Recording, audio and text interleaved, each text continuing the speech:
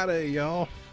Joining us now in the studios, Martin Hegwood, author and winner of the 2022 Faulkner Literary Competition. Martin, thanks for coming in. Well, thank you for having me, Gerard. I appreciate it. Yes, sir. So it's my understanding that you are the only Mississippian in the history of this international competition to win first place in the novel category of this competition. That's right. It's an international competition. There were maybe, I think, 11 foreign countries and 43 of the states were represented in it. And last year's winner came from New York. We've had winners from Boston, Cincinnati, a lot of the big cities, but I am the first Mississippian to be awarded first place. That is impressive. Congratulations. Well, That's awesome. That's awesome. So where do you get your inspiration from when you sit down and start writing?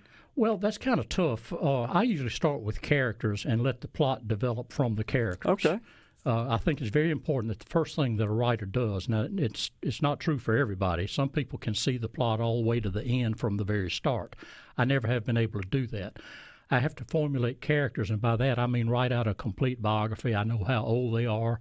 I know what they like, dislike, their favorite foods, and all this kind of stuff.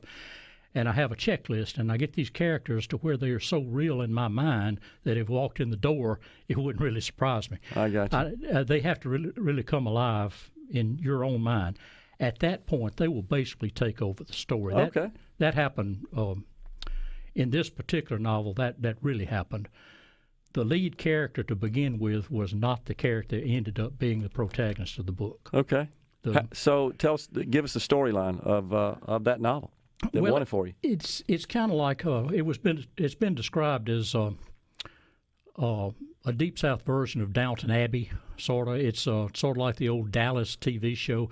It's a family saga. There are a lot of inter-family squabbles and betrayals and fights and what have you. It's basically a power struggle within a rich family in Memphis in 1999 through about 2005.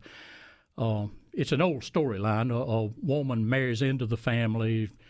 She didn't have social credentials. The grand dame, who is the grandmother, can't stand her and tries to run her off. So, there are really no new plots involved. I mean, it's been said that there are only 7 or 8 plots. I've heard different numbers.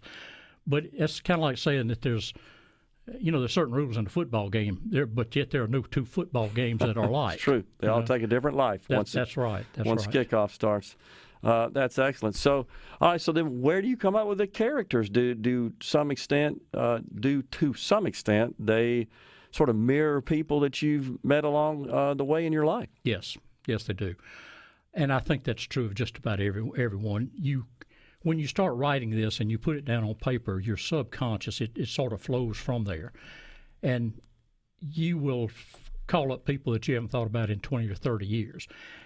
And the character is not necessarily based point for point on these people that you knew, but just certain traits, certain ways that they looked at things. It's just certain little elements. And, of course, you can mix character elements from various people you knew. But for me, the characters in the books are people that I have known, and I hope to make them people that the reader has known. Okay.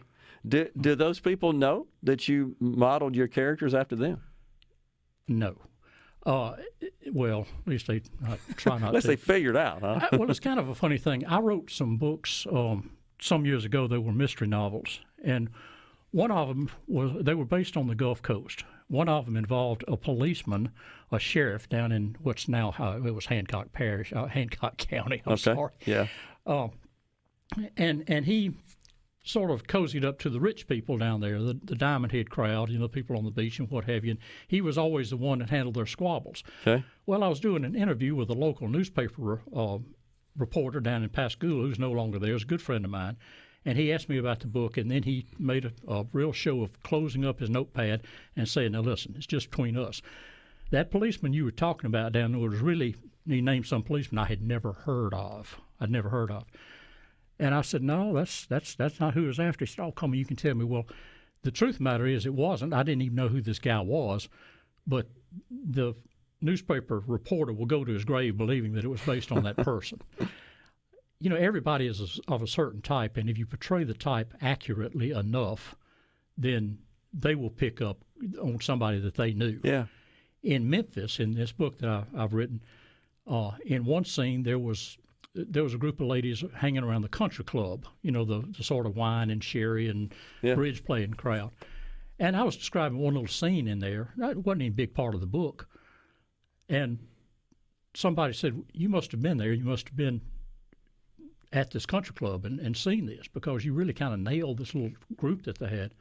Never been there in my life. Right. But, the truth of the matter is, if you went to Indianapolis, you'd find the same group at their country club. So there are just certain human stereotypes and human prototypes that appear in literature. So did you choose to set this novel in Memphis just because of your Mississippi roots?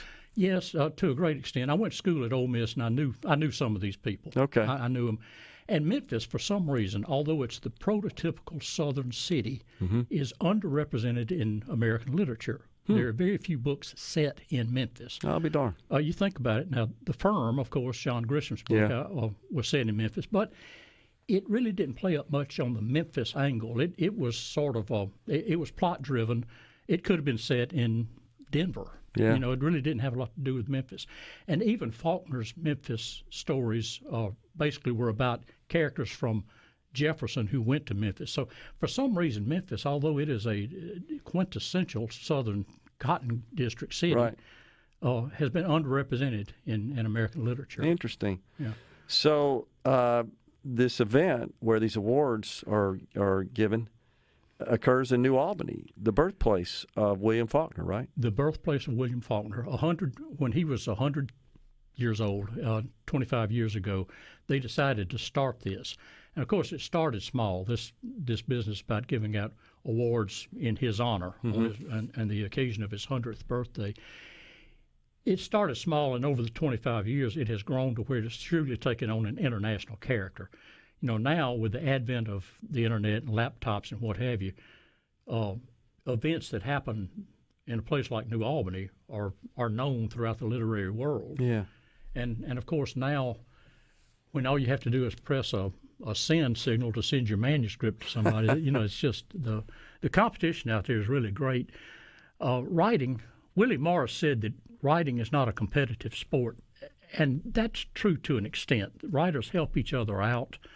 I've always found that to be the case. But the truth of the matter is that writing, you face more competition than you do in virtually any other form of business. If you think about it, there's no cost of entry. You don't have to go out and get a loan, just pencil and a piece of paper. Yeah. There's no age restriction. There's no gender restriction, race restriction. It's open to everybody in the world. So your competition is anybody who can pick up a pen and paper. Yeah, no barriers to entry, as we refer to in industry. Yeah, exactly. So we should point out, though, that this is an international competition. There were 353 entries from 43 states and 10 foreign countries. That's correct. And you won against all that competition, as we're talking about. That's awesome. Congratulations. It was gratifying. It really was. Why do we have so many storied and iconic authors from Mississippi? I have heard a number of thoughts about that, and they were saying, I've heard before, well, there was so much isolation. People were out in the Delta farm places. Well, if isolation were the case, Siberia would be a literary capital of the world. True.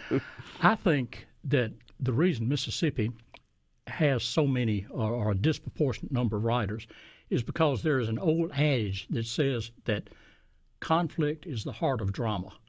We've got all the conflict you want. We've got man against nature. We've got racial conflict. We've got the rich crowd versus the poor crowd, the hills versus the deltas. Every natural disaster in the world has struck us, so we thrive on conflict. We live on it, and that's the heart of drama. That's unbelievable. Hadn't thought about that, but certainly winning this award, Martin, I think your name has to be up there, right, with the literary greats from Mississippi. Oh, no. I haven't attained that. I don't even have an agent for this thing yet. I hope to get one, and I think this will be a boost. But it is gratifying. That's one good thing. In Mississippi, we celebrate our writers. Yeah. That's really important. Sure. Because it is a lonely task. You're not going to get any help, and you can't get any help because nobody can help you. Well, so you sit through these lonely hours not knowing that it'll ever see the light of day. And, of course, if you can sell it and make money, that's fine. But if you get something like this, that's also gratifying. We got just about 10 seconds. You got something else on the boards you're working on now? Yes. I'm trying to work on a limited biography of Faulkner and the time he spent in Pascagoula in 1925 to 1929. You're a Pascagoula native, right? Yes. And Faulkner had a very rich and productive period of his young life in Pascagoula, Mississippi. And people don't realize that. That ought to be good. Martin Hegwood, author and winner of the 2022 Faulkner Literary Competition. Thanks for coming on, Martin. Gerard, thanks so much for having me. Congratulations, man. That's awesome. Thank you. We're coming right back. Stay with us.